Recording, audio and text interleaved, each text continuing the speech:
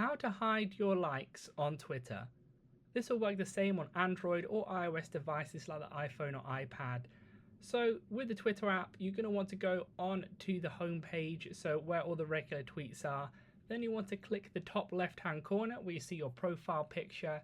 That should bring up the menu on the left hand side where you should see towards the bottom settings and support. Click on that drop down, then you want to click on settings and privacy. Then click on privacy and safety within the settings menu there. And then at the top of this page, you should see audience and tagging. Go ahead and click on that.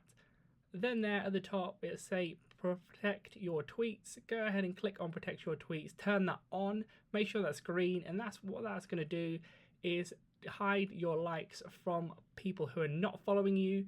If people are following you, they will still be able to see your likes. So do bear that in mind. The only way of stopping that is just to unlike everything or create a new account and then like with it. Unfortunately, that's how it works. So only the likes will be removed for people who are not following you. So please do leave a like if that helped and was informative, and subscribe for more helpful videos.